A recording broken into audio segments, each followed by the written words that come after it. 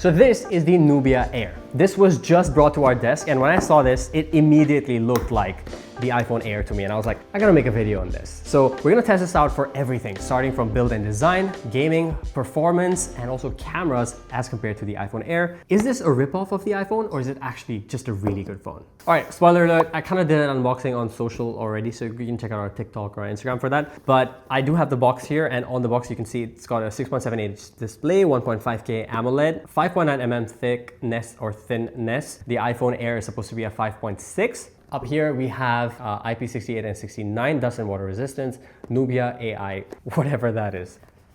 That is the phone right there. And I'm gonna bring it up side by side with the iPhone Air really quick, and you can kind of see that it's not exactly a one-to-one copy. I don't even think it's a copy at all. It's just the naming convention that's more copied and the side profile that would look similar. But otherwise they are quite unique, especially in the way they feel. This is more of a camera plateau, while this is more of a Google Pixel style, straight up Cyclops sort of cutout. A clear case. This is a frosted clear case, which is nice of them to include in the box. Try that on. There, that's what it looks like with the clear case. And a brick. It's 22.5 watts. It is also a Type-C and a C2C cable included as well.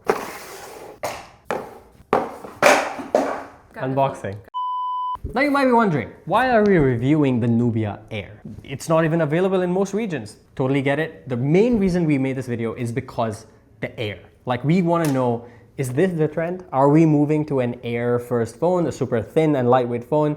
Also, this is the first Android phone that we have tried in the recent years that has Air in it, following the iPhone Air. So now, when we did the TikTok video on this, I said that the iPhone Air felt a lot thinner, and I got memed for it for some reason. Like, oh, 0.3 mm, way thinner. It is way thinner. This is more of a titanium polished body on the iPhone Air, while this is aluminum. Aluminum feels more curved for some reason. It feels more chunky, if that makes sense.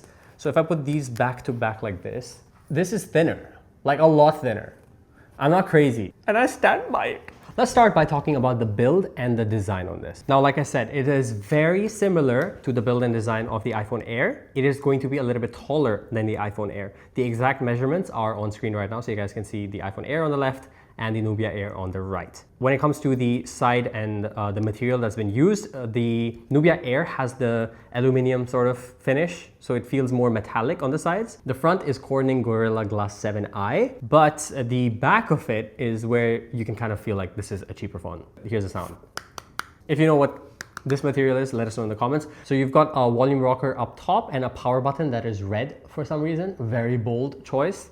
And then on the left side, you have nothing at all. At the bottom, you've got a Type-C bottom-facing speaker and the SIM card ejector tray. As far as the speakers go, there's only a bottom-firing speaker, so you're not gonna get that stereo sound. It's very mono down to the side. And again, this is not a huge deal considering the price. It is a huge deal that the iPhone Air, that's like 5 times the price of this, is also a single speaker in 2025. So there's a triple camera system at the back. You can see there's 3 different lenses, but that's not actually the case at all when you start using the camera, which you'll see later in the camera test. Also, off to the side here, the red symbol kind of looked like Leica. It just says Neo Vision. All in all, design-wise, I think for the price, is pretty good. Now, when it comes to the display up front, it is a bigger display, like I said, than the iPhone Air, and it's also coming with 120 Hz of refresh rate. So if you go into our settings here, display, and you can kind of see right there, screen refresh rate, it goes all the way up to 120 Hz, which gives you a very smooth overall experience when it comes to navigation, scrolling. Your day-to-day activity on your phone will feel very comfortable and very, very smooth. The viewing angles are surprisingly very nice for the price. So if you look at a phone head-on, generally, the viewing angle is pretty good at this price range,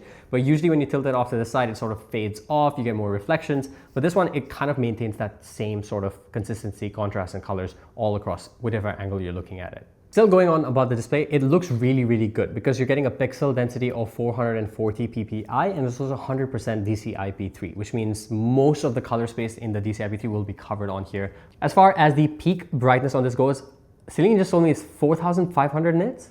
That's crazy for the price. Like, the iPhone just got 3,000 nits and they were like, whoa, it's 4,500 nits. Now, take a look at the video that's being displayed on here. It looks really good because the pixel density is 440.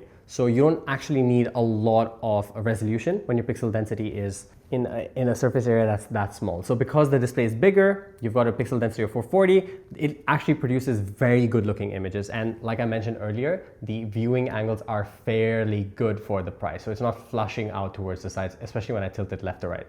And you can see even with the softbox here, you can still see the image through this, because that brightness is really well optimized for whether you're blasting light, it's outdoors in the sun, and the resolution just overall, look at that. I can zoom into the 4K video here and you're retaining a lot of details and resolution. For the screen size, it's a very, very good display. Every single feature that I'll talk about now, please take it considering the price, because of course it's not an incredibly high-end display with a 4K resolution or even a 2.4K resolution. It's only 1.5K, but considering the price, the pixel density, and the DCI-P3 coverage of 100%. Now, as far as performance goes, because that will matter day to day, apart from all the aesthetic, how thin it is and all of that, how does the phone actually feel when you're using it?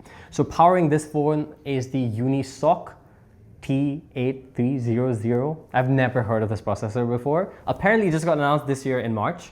So performance wise, we're gonna give it a little bit of a test here for the first time because I've never tried it. So I've got COD ready. I'm gonna turn up the volume just a little bit. Oh, the single firing speaker is really not a vibe for me. Dude, I just blocked the speaker entirely. Now I can hear it. Okay, very smooth. Enemy spotted. Do you game, Celine? I used to. What kind of games? PUBG. Did not expect that at all. Okay, so we got a quick little win. Easy. But look at that. Nubia Air is the MVP. Check that out. Experience-wise, zero lag. I know this was just the first round play, and the longer you play, it probably would heat up or whatnot. But it feels all right. Like I can feel it warm up a little bit right around this area under the camera bump, like right about here. It's a little bit warm, but it's not hot. Like I can actually play this for a while. Let's look at what resolution we were at to see how it auto decides what frame rate to give you, because it is a mid-range processor. We'll take that into account as well. Yeah, while gaming, I thought I would not block the sound, the speaker at the bottom, but I ended up blocking it. If you're gonna be gaming, probably not as good as watching videos, because you watch videos maybe like this, you watch maybe videos like this, but if you watch it like this, you're gonna be blocking the sound. Okay, so again, when it comes to the resolution and the frame rate, we were at graphics quality at medium and frame rate was high, and it was able to handle that pretty well. I'd say for a mid-range processor, at the price range of a budget phone, that's a good deal. Like gaming performance wise, that's a good deal, and you could easily game with the Nubia Air. It's running MyOS 15, that's based off of Android 15. As far as the configuration that we have, this comes with 8 GB of RAM, and that can be extended to 12 GB of RAM, and also comes with 256 GB of storage. As far as the experience goes, let's look at how the navigation feels. It's quite smooth, so I can launch up a few apps like that. A little bit buggy there. I mean, that's an Android thing. Can't really do much. It's a little bit slow. Jesus Christ, that is very slow.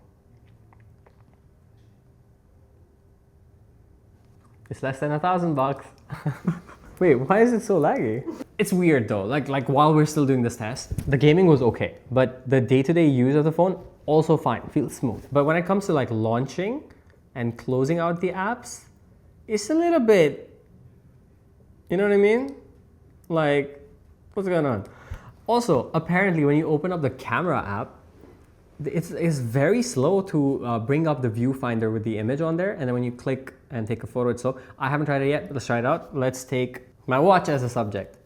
I'm gonna put it down right here. We're gonna go at 70 mm. So zooms it pretty close. Whoa, that's pretty good magnification. Let me see if you guys can see it. Okay. So we got magnification right there, and I will snap a photo. Zero stabilization, by the way. Holy hell, my God. It's like, this is what I'll be like when I'm 60, I think. And photo. In real time, guys. So the camera sucks. It's actually pretty bad. Jeez. Okay, so out of focus entirely. We have studio lighting here right now. So it's still got motion blur. Magnification is great, I'm not gonna lie. So the minimum focusing distance looks pretty good. Only two focal lengths, so you got 26 and 78 mm. The 26 is 26. There's no ultra wide. Take another photo there. Preview that, wait for 7 years. Preview loads up. There we go. Okay, the 26 mm is better than the telephoto. But let me just quickly check something. If I block If I block this, the 26 is blocked. If I move to 78, wait. 26 and 78 both are blocked. So is it not a real camera? Is it? Decoy? Is it a decoy camera? Wait, maybe. Portrait mode is not working. Night mode is not working. Video mode is not working. Photo mode is not working.